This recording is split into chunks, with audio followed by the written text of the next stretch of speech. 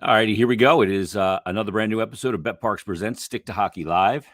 I am Jason Myrtetus. Hello. And Stephen Valiquette from MSG, former NHL goaltender, proprietor of ClearSight Analytics, is going to join us in just a moment as well. And can't wait to talk to Valley because I love the work that he does from an analytics standpoint, measuring shot quality. I love the work that he does on MSG and analyzing the Rangers. I love the fact that he played the game at the NHL level, and one of his tandem guys was Henrik Lundqvist, who just had that big night a couple months ago in New York to honor Hank. So we'll talk to Stephen Valiquette coming up momentarily here on betPARX Presents Stick to Hockey Live. Before we get to Valley, let me tell you about betPARX because the app is awesome. It's so easy to use. Its functionality is better than ever before. So make sure you check it out. Download the new app. It's everything you're going to want in a mobile casino and sportsbook. And it's right in your pocket. So it's simple. Once you get to download the app, log in or open up an account, and new users, all betPARX new users. Actually, that's not even true. All betPARX users get the choice of either a $20 casino bonus or a $20 free sports bet. So even more reason to jump on now. You got the national championship. You've got obviously the remainder of the hockey season and into the playoffs, which are always fun. You've got the remainder of the pro basketball season and then the playoffs. That's always great to get the action in on. And then obviously you've got baseball. And at this point, I mean, football's not even that far around the corner. I mean, we're in April right now. So download the new betPARX app today and just check it out. You're going to love it. Check out the mobile casino too. That's really cool stuff. And download the app today. You do need to be over 21 and present in Pennsylvania or New Jersey. Gambling problem, call 1-800-GAMBLER. So Stephen Valiquette will join us just in a couple of moments. And we've got a lot to talk about with Valley because, you know, you look at the Rangers, they're going to make the playoffs for the first time in 5 years. It's been a while for the Rangers, and it's kind of been a tumultuous 5 years. You go back to the email that they sent out to season ticket holders saying they were going to take a step back to rebuild and they were going to trade off pieces, whether that was McDonough or, you know, the pieces that they moved.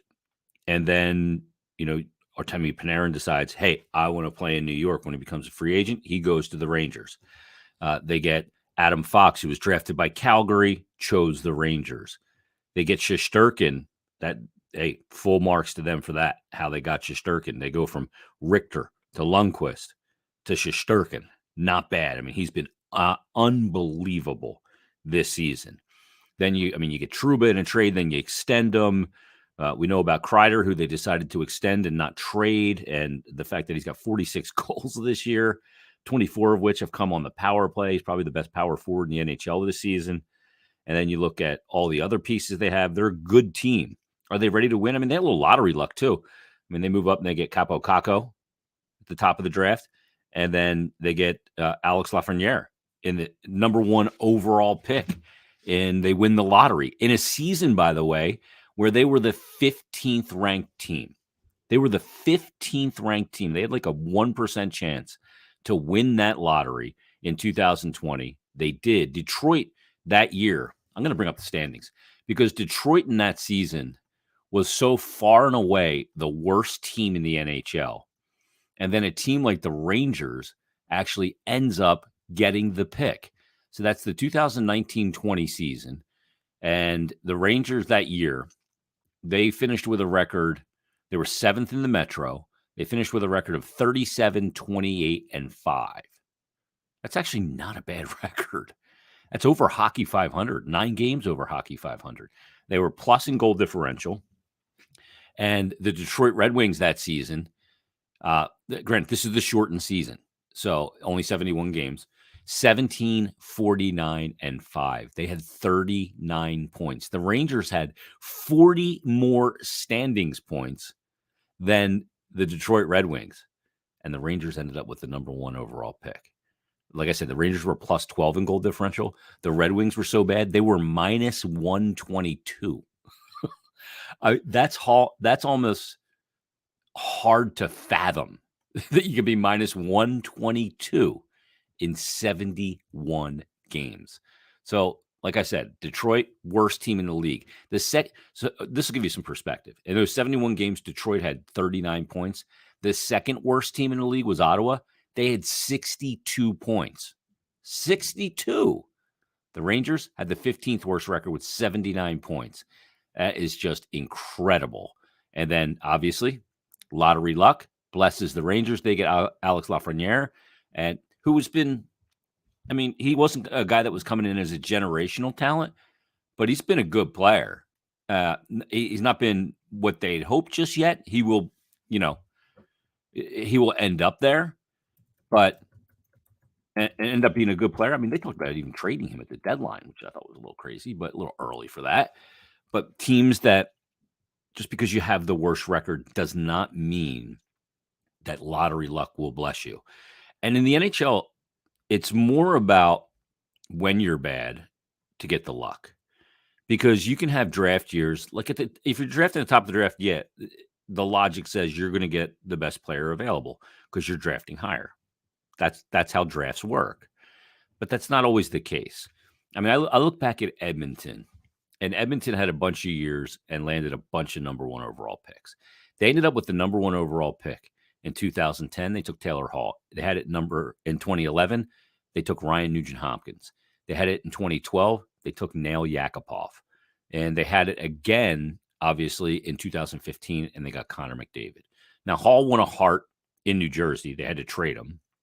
Ryan Nugent-Hopkins, nice player, but obviously not a superstar or even a star for that matter. Nail Yakupov, that didn't work out in 2012 with Edmonton. And then obviously McDavid, you have a generational talent. But that's over 5 years that they were lottery winners 4 times. Actually in 6 years. Because in between the Nail Yakupov pick, Colorado ended up with the number one overall pick and took Nathan McKinnon. Florida had the worst record that season. And then in the 2014 draft, Aaron Ekblad went number one overall in Philadelphia, mind you, to Florida. Buffalo had the worst record that year. Buffalo had the worst record in the year that the Oilers won the lottery again and got Connor McDavid. They ended up with Jack Eichel, who's no longer in Buffalo.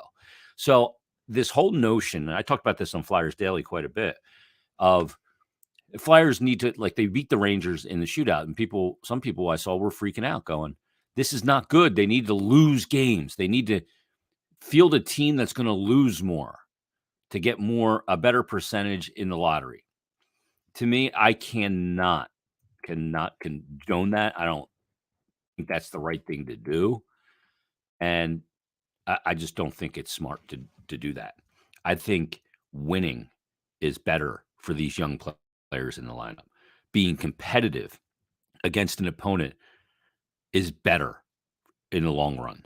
The Flyers right now have the 5th highest odds to land the number one overall pick.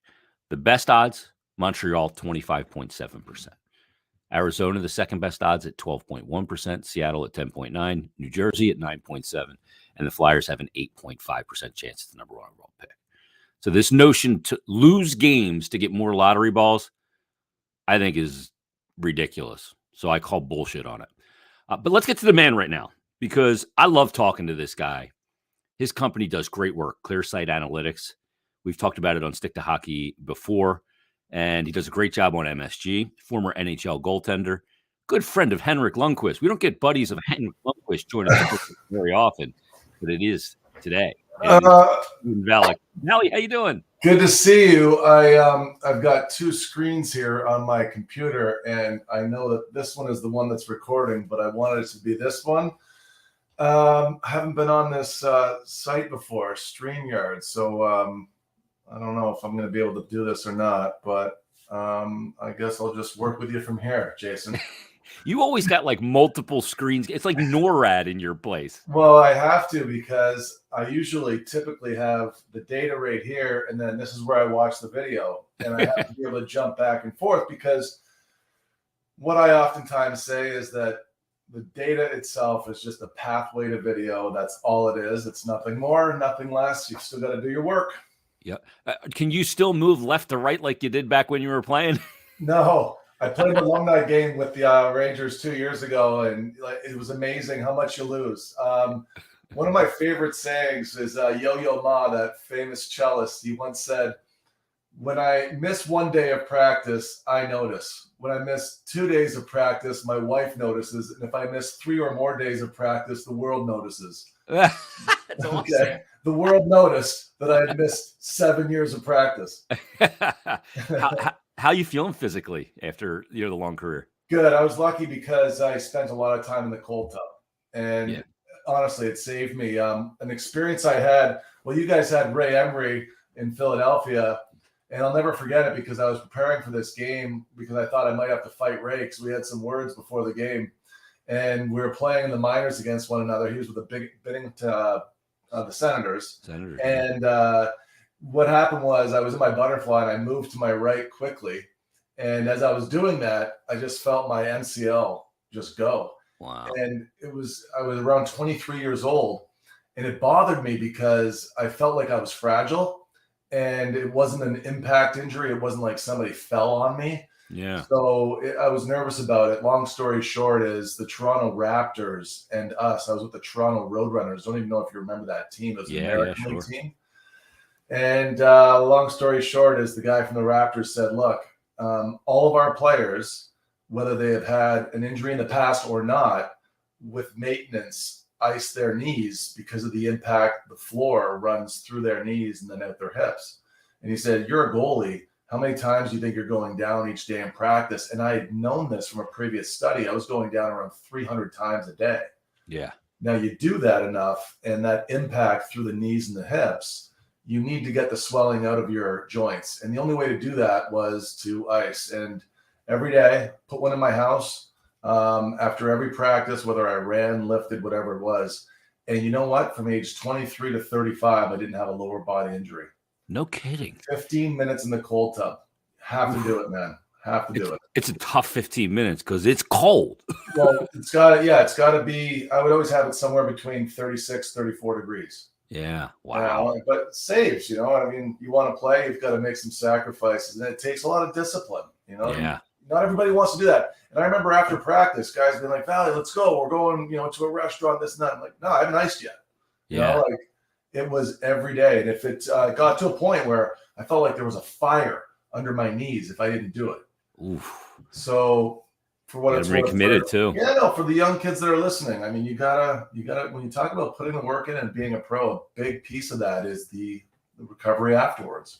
How much of a pro was your tandem mate and Henrik Lundqvist? Because I know that the stories are legendary about him in practice and taking shootouts at the end. It was legendary. Yeah, I mean, he was just honored too. And I mean, what a career, what a guy. I mean, what an ambassador for the game, just every element.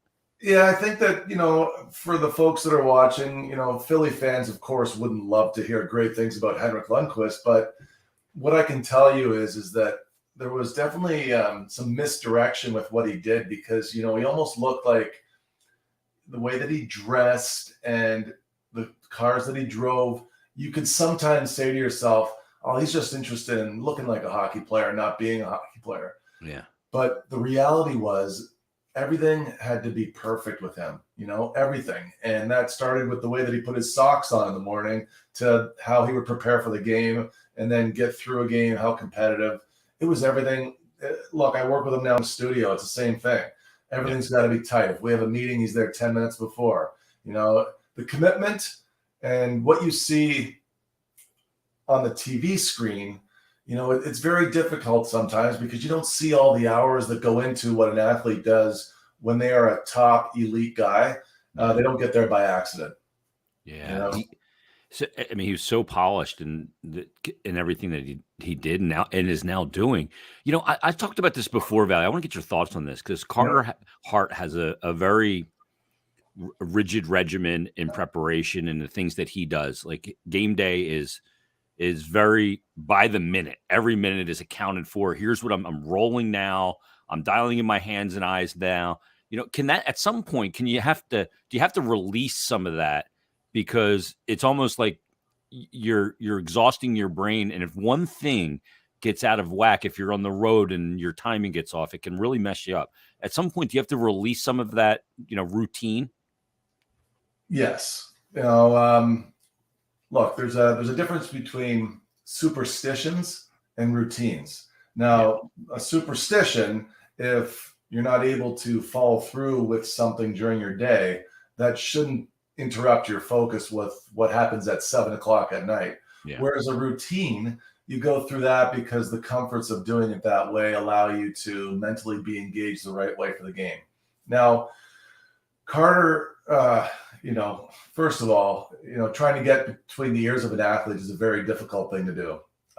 They have to believe in what they are doing and then put into a situation to succeed, to be successful. And then after they've been successful, then you really know what you have as far as a playoff performer based on a lot of information that you see, as well as what you hear from the athlete, as well as what you may learn from them in the data. Like one thing and now I didn't know Carter was not playing against the Rangers yesterday until I had spoken to you the day before. And, I was preparing for him because I wanted to see him again. Yeah. The thing about Carter is that, and I've only heard that this is what the previous regime had thought about a little bit with, do we want to rush him and bring him in 4 years ago, or do we want to wait? Right. And I think the biggest thing that I've learned over the years, and now I've been retired 10 years already, but when I looked back at the goalies that had long success in the NHL, like a Henrik Lundqvist or a Corey Crawford or a Jimmy Howard, Devin Dubnyk, Braden Holtby, Ryan Miller, do you know what those guys all had in common? They all played over 200 games in the minors. Yeah, so Marc-Andre Fleury played over 100 games in the minors. Number one overall pick. And like the thing is you can bring Carter in early, but the problem with goalies is that we get embarrassed when we allow goals. Okay, that's the truth. It hurts us deeply, each one. And the ones that we make big mistakes on, they tend to carry a little more weight. And you can get over those moments rather, that you are failing in the minor leagues. You can get over those moments when the lights aren't really on. There's maybe 3,000 people in the building instead of 20,000 people. The media, come on, in the minors, one person, one beat writer is following us around. Yeah. Carter's getting surrounded after every game. So the one thing that I found interesting when learning more about Carter myself is that when the team gets ahead by a goal, that's when he performs at his worst. Okay. So when the Flyers get ahead by one, that's when he performs at his worst. And there's a lot of pressure when you're up by one for the goaltender to be able to perform and hold the lead. Yeah. All right. But why is it that he performs so much better? Those same goals that he allows when his team is up by one, when the team is down by two, he makes the save. Because that's garbage time, right? Yeah. That's the garbage time. Pressure off, right? Pressure's off. Hey, look, I can tell you, I mean, I may not have played in the NHL that long, but I played a long time. I played 15 years pro, 5 years junior. I've been around, and there are different feelings per score of game. Totally agree. Totally, right? Like 0-0 is not the same as up 6-3. Nope. It's not. Margin for error, it plays on a mind, big time. Big time. And, you look at the low. Now, here's the thing about NHL goalies. Across the board, everybody's unbelievable. You bring them to your men's league, you're never going to score on them, right? Just start right there. Now, what separates an NHL goalie from top of the list to bottom of the list is saves during game conditions that matter. So up by a goal, down by a goal, tied. Okay. Who's the best? That's what you want to know. Yep. The other thing you're looking at oftentimes is how many low danger goals are your goalies allowing? Okay. Because last year in the NHL, when your goalie lets in a bad goal and our guy doesn't, your team is going to lose 86% of the time. Wow. Now, take this one for what it's worth. Philadelphia's last this year. They have played in 15 games where their goalies, either Jones or Hart, have allowed a bad goal, and they've lost 14 of them. Okay, that is not a coincidence. It's the worst. It's the worst in the league. You have a 93% chance to lose if you're the Philadelphia Flyers if one of your goalies gives up a bad one and the other guy doesn't. Yeah. And so it doesn't cancel out. Okay. It does, yeah, exactly. So last night, for instance, Jones had a great night. Shesterkin gave up a bad first one. Yeah. Right. Clear view from the point. It knuckled, but that's from that He's distance. got to make that save. Yeah. 65 feet. Right. He made a mistake. That was the 9th low danger goal that he's allowed this season. But the Rangers, who are leading the league with 24 come from behind victories, and because of the credibility the goalie, Shesterkin himself, has garnered within the group from the early part of the season, they bail him out, you know? But then he also bails them out. There was Philadelphia. You guys had 5 breakaways last night. Yeah, that's nuts. Right? So 3 full-length breakaways, a partial breakaway, and a half-ice partial breakaway. But, 5 one-on-one looks at different points in the game with Shesterkin. And then he dialed it right back. I mean, he came back. Yeah. Do you want to know who the best goalie and save percentage is in the NHL right now? When the score is tied, it is Marc-Andre Fleury. Second is Shesterkin. Yeah. So, you look, and that's why I thought the Minnesota pickup with Marc-Andre Fleury was good, because they play a lot of game conditions tight. And why his save percentage isn't as good as it was last year, Marc-Andre Fleury's, is because games were getting away with the score in Chicago. And then those game conditions, I think at his age, he just wasn't in the game as much. And that's the thing. Like, we're talking about the mental capacity of goalies, and what Carter Hart needs, honestly, is a sports psychologist. I don't say that he's got one. He did. He was using John Stevenson. I heard that. Hope you used, but I don't think they work together a whole lot. I know they still talk, but I don't think it's like a client type thing like it was at one point. And I'm not saying that in a negative way, because I wish I had the courage earlier in my career. I didn't hire mine until I was 27. Yeah. But what I can tell you is that everything changed from that point on, because you have somebody from a goalie perspective. The only person you can ever talk to is your teammate, the other goalie. Yeah. Because they understand everything. They do. And then you have your wife or your girlfriend, right? Or you have a sports psychologist that you can judgment-free lay all your problems out on the table and say, look, I'm playing like crap here because I don't think I can win, or I don't feel good playing against my issue was this is why I was in the minors so long. I didn't feel comfortable playing against teams that I believed were lesser than my level or a lesser game. I struggled against the Albany River Rats. They were in last place, but then, I'm an idiot because I just gave up 3 in the first period and I'm getting pulled because I wasn't ready to play because I thought I was too good. Yeah. So you came in a little chesty. You know what I mean? Yeah, exactly. Last night, but I don't. Look, you got to work through these things. It's one of the reasons why I do like the data that we collect, because you can get a pretty good grasp on where somebody's strong or weak in game conditions, and we can evaluate that way. Boy, that's fascinating, Valley, because we've looked at this with the Flyers last year in the 2021 season. They had the second most goals given up after they scored a goal to go up 1, scored a goal to tie a game, or score a goal to get within 1. They've gave up 17 goals within a minute.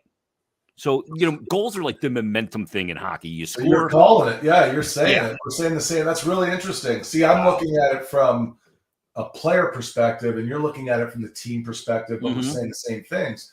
So furthermore, on that point, what I think about a lot, and I get asked a lot, Jason, is how is your stats company going to help us win? Well, you know how we're going to help you win? Start with the player. Yeah. It's a player performance. It's player growth, player development. Everybody's saying it, but nobody's doing it. Okay. Yeah.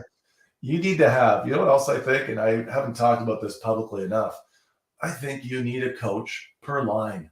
You need a coach per line because you don't want your third line playing the same way as your first line. You just don't. You don't. I want a team that has roles, right? And my third or fourth line is going to play a completely different game than my top 6. So I'd like to have coaches designed specifically for, let's just call it what it is. I want my forecheck offense to be great when Reeves is on the ice with Goudreau and Mott. We're going to get the puck in. We're going to crash bang. We're going to look for forecheck offense. We're going to back check. Like, this is how we're going to play. But I don't want Panarin playing that way. Yeah. I don't want Zibanejad playing that way. I want them, because they're so skilled, carry the puck with possession through the middle of the ice, have that leeway. I don't want Reeves doing that, though. And you start to think about these things, and I think that we're saying the same thing. You see something trending-wise with your team, you got to get right away to where it matters most, which is improving the players. And it's player to player so that they can sort things out and play their game with their line and have a plan. Yeah, it makes it, that's logical because like you see certain lines on the ice, you go, okay, when this line's on the ice, they can execute a 2-1-2 split forecheck really well. Right. When that line's out there, that does not work. They can't get in on it. And that first pass beats them every time, and they're going the other way with numbers. Yeah. That's fascinating. Well, the NHL teams, buck up and pay a coach per line. I like it. Well, we're paying the players, right? Yeah, why not? And what is it worth? And one of the books that really set me off on this a year ago was The MVP Machine. It's a terrific book about baseball and how a lot of middling players became elite. And there's a lot of work to be done on the player development side. I think that what you need is the information, right? Like the data, and you need a conduit to the players and a conduit to the coaches to be that. Maybe it's a former player, a guy that knows what too much information feels like, so it's not overwhelming, but you have somebody that's able to go in there and get the message through, because there's a big division between what happens with the analytics and what doesn't make it to the ice. Yeah, that's so interesting. There was a sequence in the game last night. So the Flyers scored that goal, the Cam York goal that you just alluded to from the point on that clear-sighted shot. And 40 seconds later, Lafreniere's got a great chance in between the hash marks. Jones fights it off with a left shoulder save. Yeah. Flyers end up going the other way. They make the game 2-0. I call that a 2-for-1. It's like the early bird special. And as a goalie, I know you know this, Valley, and I know you felt it. You make that save, you go down the other end and score, you're like, that's my goal. Yeah. You feel like I didn't give up one, and we got one. Yeah. So you know what I found fascinating about watching Jones last night was how many shoulder and elbow saves that he made? Oh, yeah. Moving into him, sliding into him. So that I hadn't seen from him a lot in the past. Is that something you're seeing that's new? Yeah.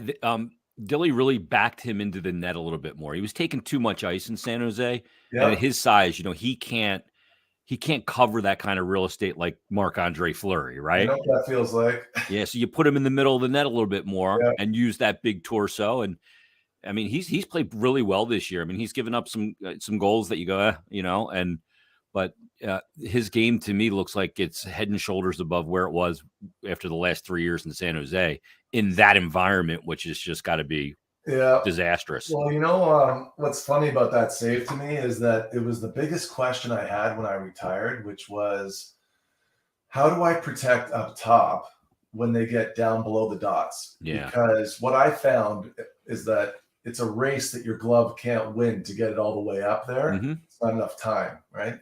So one of the calls that I made, now I was having this conversation this morning I was on the ice for 2 hours this morning, and I was having this conversation with one of my shooters, and he was asking me about another goalie coach that I had spoken to that wanted to do some business together. And I said to him, no, I don't like him because he's a know-it-all. And he goes, well, what do you mean? I'm like, look, man, I don't like know-it-alls. I want learn-it-alls. I want guys that are going to be learning all day long with me, bringing new things, be curious. So receptive. I wanted – when I first retired, I wanted a lot of answers because I didn't have them, right? So when you're curious and you're a learn-it-all, you have to just find out where the best goalie coaches are. I took trips to Sweden, to Finland. One call that I'm going to talk to you about right now that I was thinking about earlier today, so I'll bring it up, and I saw it last night in Jones making those saves, was I called around and I was trying to look to find out who the top goalie coach was at the time that I was scouting for the Islanders, and the top goalies that I was looking at that time were Eric Comrie in the draft, a guy named Patrick Bartizak that had an unfortunate off-ice incident, or else he would have been an NHL goalie. Mackenzie Skapski was the other one, and Tristan Jarry. So these goalies had all worked with the same goalie coach, and they protected up top the way that Jones was last night. And not a lot of goalies in the NHL, I feel, are doing this often enough, because when we're looking at the glove right now, you're going to see a lot of guys kind of stabbing at it. I think you can see on the camera where they go this way and the puck goes underneath the glove. Yep.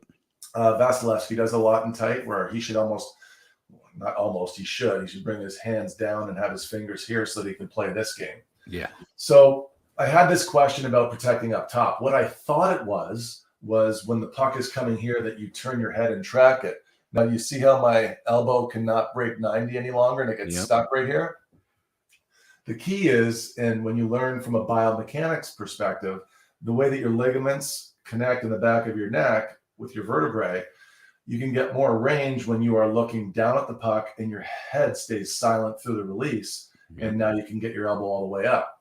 I was driving over the Tappan Zee Bridge and I was going to work with a private client on the ice. And I received a call from this biomechanics coach. And I was so happy that he called me, and I was talking to him, and he said, what do you have questions on? And I said, look, protecting up top's just been really annoying. I didn't really know how to do it all the time. I knew how to do it intuitively, but I didn't know exactly mechanically what I should be working on every day.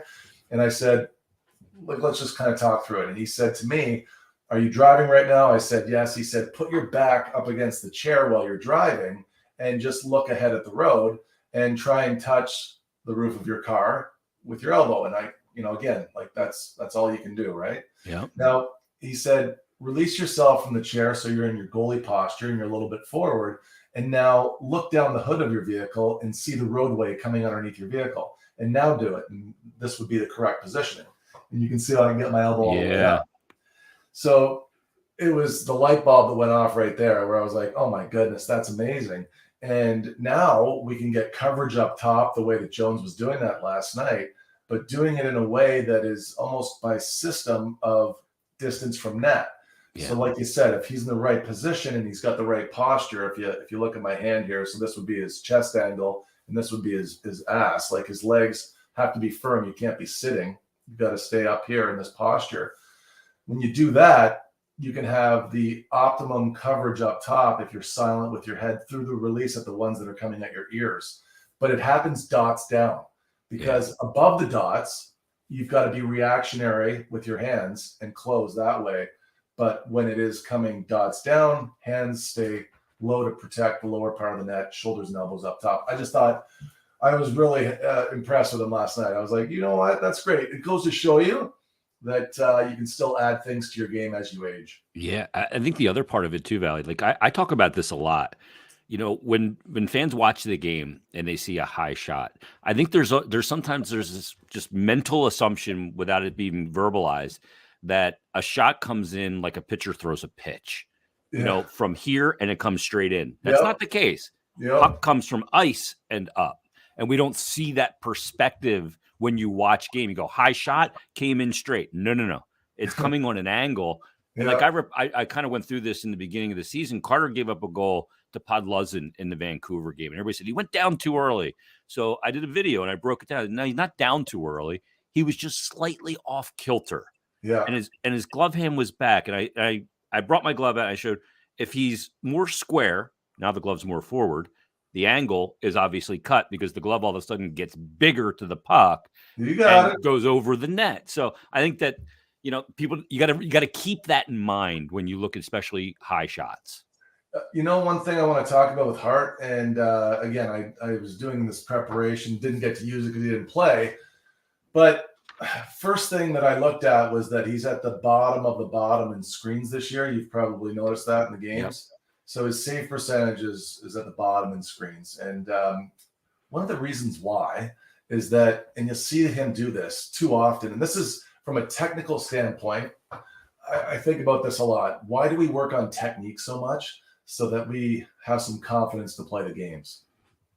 You earn your confidence in your practice. Yep. Now, the first thing I would work on with Carter is his posture, okay? Because when he's trying to cover up top, if you look at his pads, they split.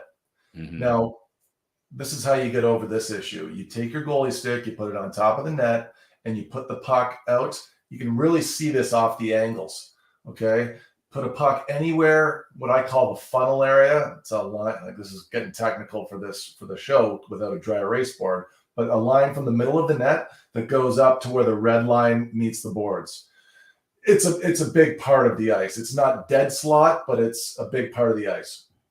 Put a puck anywhere there, and then take your depth in the net and get into the butterfly and have your goalie coach with a pile of pucks try and beat you on the ice. What you're going to notice is that you never need to split to make a save. Yeah. At our adult size, you can get to midpoint of the crease and not have to split to make saves. So right there, you could fundamentally say that my foundation is very solid. My knees are together. I want to be knees together when I make contact with the puck. Nothing through me. Nothing goes through me, yes. But furthermore, my base is so strong that I am never splitting to make a save, which brings my shoulders down. Yeah. Because when you do this, what happens is this. Yep. Everything gets goes down. Yeah. So Carter's got shots coming up here, and from distance through screens or just even clear sight, and he really should just be here. But what he's going to is like this. Yeah. Because his knees are coming apart during his save. And that kills his up high. That kills his up high coverage. And guess what else it does? It takes your head from being in a very quiet position because it's easier to track when you're set. Ever since I was a kid, the goalie coaches always told us, set your feet. The reason why they were doing it, whether they knew it or not, was because you set your head. And when you do that, you can track it all the way in. When Carter's trying to make a glove save right now, he's doing this. Yeah, head's moving. And he can't see it. Yeah. He's a great goalie that there's a few little things here that if he changes posture, sitting when he's getting into his butterfly, he's 6'2", but I'm telling you, you go over his areas of weakness and he makes himself very small when he can keep his posture. But this is kind of getting back to, I just hope he wasn't rushed because, what is he right now? Is he 23? Yeah, I think 22, 23. No, I think it'll be 24 in August. He's a kid. He's a kid. But he didn't get his 200 games. I mean, look, we were speaking about Lundqvist earlier. Henrik played 236 games internationally in Sweden before he ever stepped into Madison Square Garden. Yeah. And that's why, and I talked to him about this a lot. He was like, Valley, the lockout was huge for me because he stayed in Sweden and played against NHLers. Yes. And played against a lot of the top goalies in the NHL at that time. Yeah. And he's like, I played Jose Theodore. I played against Nick Backstrom. I played against all these guys.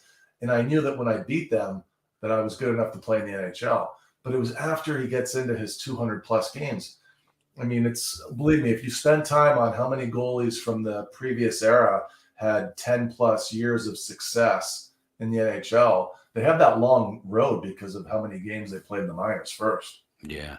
Valley, when you look at the Metropolitan Division and the goaltending, we just talked about Hart. Shesterkin, you've seen him close up all year long and his habits and everything.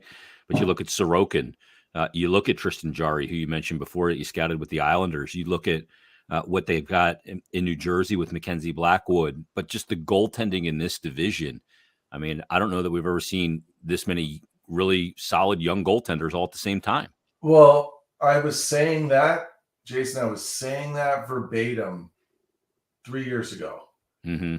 Now I'm not so sure. And the only reason why is because a lot of guys have been rushed.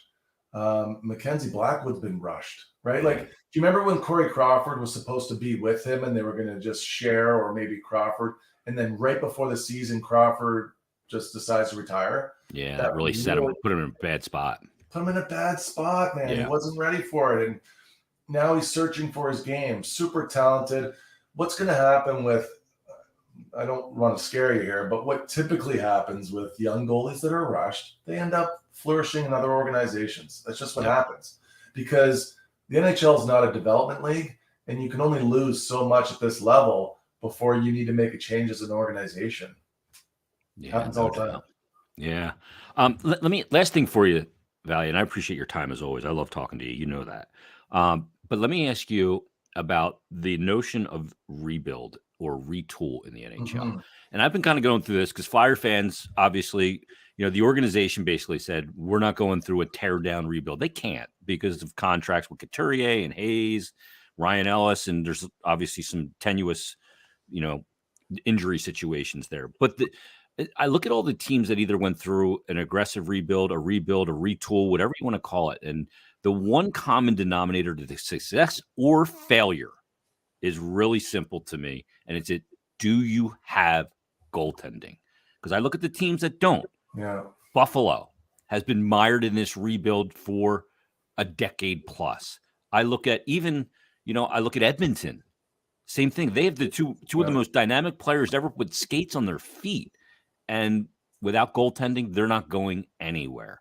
Is that the common denominator? Is that the one thing that makes you look at Vancouver and go, I think that team can do it because of Demko? Or I look at a team, like LA that's got Cal Peterson. Is that common denominator that pronounced? Yeah, I think it's, I've had this conversation a lot over the last 4 years, seeing the Rangers since the letter that they sent out in 2018. When I talk to scouts that I trust a lot about, because they're the most important people in your organization. They're the ones that are out there finding the players that you need to find to bring in to your organization when they're ready. Like the Rangers just did it. They brought in Mott. They brought in Goudreau this past summer, really key piece. And Kopp, Vetrano. The key the feedback I get from scouts that really seems like the key to unlock a quicker rebuild is to bring in high character performers. And the reason why I'm saying that is because you cannot get through the dark days of a rebuild with low character people. If you have mediocre people in your locker room, it will be okay to lose. And then the young guys that you're trying to develop into strong players, they feed off of that. Okay. And somehow it becomes a part of who they are, their DNA. It's contagious. The Rangers, when you have high character people like Chris Kreider and Mark Stahl that was here for the big part of the rebuild, if you have people that can help, what has Edmonton's biggest failure been? It's been they haven't had core pieces around the core. They haven't had the pieces around to support them. And you don't realize how much time we spend together. You can't fool the players. Yeah. And what I oftentimes come back to is that if you're not of high character yourself, you can't judge character. So the scouts have to be high character to be able to find the right character people to be brought in and play a specific way so that we can learn together and go through the steps that will allow the group, when it's ready, to have the right ads. Like the Rangers right now put together their core, and you're right about Shesterkin. Believe me, he's sped up. What Shesterkin did was he sped up the belief within the team, because in October and November, up until Christmas, when they were getting badly outplayed, Shesterkin stole a handful of games. And when he did that, the team around him believed that they could be good. And then they stuck to their roles. Everybody stuck to their roles. And then now that if you pay attention to the Rangers enough, what you'd know is that from the beginning of the season until Christmas, they were one of the worst teams in chances against. Yeah. But from Christmas until now, they're like 5, 6, and 7 games a game. Like they're somewhere around the top 5 in fewest chances against. They're defending much better. Last night was not a great example because it got loose. The hockey was fun and high event. But the way they've played in crunch games, really good example would be Friday's game against the Pittsburgh Penguins, where they just locked it down, played a great game. Everybody played their role. You have to understand that the people matter more than what talent you think you're squeezing out of a draft. Like, it's the people, man. They're going to hurt you if you don't have high character people. And it's very difficult to find them. And I think that you have, like you talk to your scouts, they have a do not draft list. Don't deviate from that. If you don't take a low character person, even if they've got a higher level of skill than the guy ahead, because at some point they're going to disappoint you. And I don't find they're going to infect you. They're going to hurt you in so many ways. They hurt the group. I oftentimes talk about a team this way too, where there's 4 different types of personalities on a team. There are your sheep herders. And if you have 2 or 3 of those go-to guys, those are the guys that really lift and unite the group. You need to have them. You can't win a championship without herders. You need 1, 2, and 3. You're probably winning a Stanley Cup. You need some sheep that are really on the fence. They want to be led, but they're not sure, but they can fall either way if the top of the leadership isn't something that's really something to gravitate to. So you've got sheep herders, sheep, and then corpses. Corpses are guys that don't care if you win or you lose, but they score you points. So in the regular season, they can help you out. And every team, I think you could without naming anybody, there are guys like that on teams. You can live with one, maybe two of those guys in your lineup. They're usually the point getters. But the player or teammate that hurts you the most is the terrorist. And that's the fourth group. And the terrorist is the guy that undermines the coach's message. As soon as the coach leaves, he's chirping, he's bringing the group morale down. Now, if you have a terrorist in your lineup, you're probably a non-playoff team.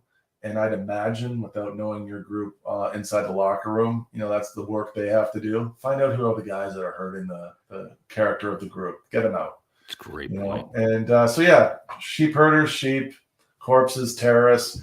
You've got to know how to draft well, because if you don't bring the right high character people in, it'll kill your group. And your rebuild, you've seen Buffalo. You brought it up. I mean, they're on rebuild 4 right now. Yeah, nuts. Nuts. And it's scary because you don't want to see that happen to a huge market that loves hockey like Philadelphia. Yeah, the fans there deserve better. They're committed. Buffalo, big time. Yep, you see it every year.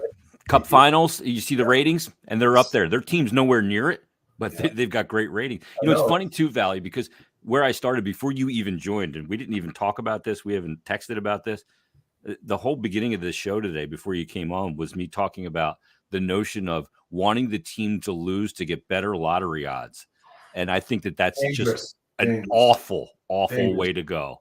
Dangerous. Because, losing is something you just don't wash your hands of.